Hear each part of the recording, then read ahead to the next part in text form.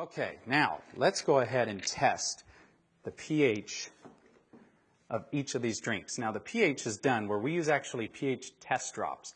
And these test drops are actually the same drops that you would use to test the pH in a pool. And we're just going to put 4 drops into each of these glasses. Now the pH scale ranges from 0 to 14. And what you want is you want to be on the high side. You want to be as high as you can get. You don't want to be on the low side. So we're going to go ahead here. We're going to stir these up. We're going to stir up this first one here, the Sprite. And you can see on the, basically on the low side of the pH scale, you've got very, an orangish color, which is what you don't want. You get into here to the vitamin water. I thought vitamin water was supposed to be good for you. Well, it's got a very low pH to it. We get in here to the reverse osmosis waters. This surprises a lot of people when they actually see this reverse osmosis water. You go to the store and you buy these bottles and you think that it's really good for you, but yet you can see it just doesn't have that much of a pH value. Now this last glass, this is the tap water.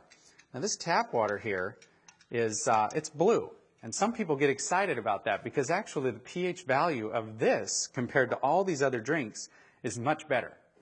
Much better. But what they don't tell you is that the federal government mandates that tap water be at least 7.0 in pH. And so because of that, they use various chemicals, lyes, and anything they have to put into that water to get it to go to here. In fact, a lot of times when you filter this water, you will actually see that the pH values come back to this range once some of those chemicals are filtered out. So let's see what happens when we actually take some of our 9.5 water here and we just mix a little bit of it right in. Look what we just did to that tap water. We changed that tap water and we took it from an acidic, or actually it was a somewhat neutral state, to a very alkaline state. We're going to do the same thing over here to the Aquafina, and it very quickly turns purple. You can see that. Here we go again. We're going to get it to go purple just by mixing in some of our water. Now these other 3 over here, I actually want to go ahead and use our water, our 9.5 water, and I'm going to pour it directly in. Now watch what happens when we do this.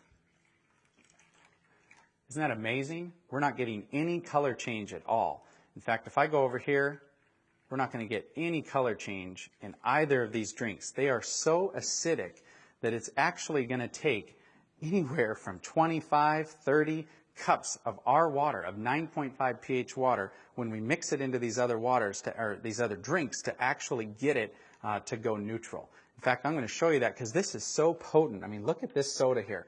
This soda is so potent that if we just take a tiny bit and put it right into one of these cups, it immediately takes away the alkalinity of these. I mean, take a look at that. It is just, it's absolutely gone. And so very, very quickly you can take an alkaline substance and turn it into a very acidic substance. I want to clear these.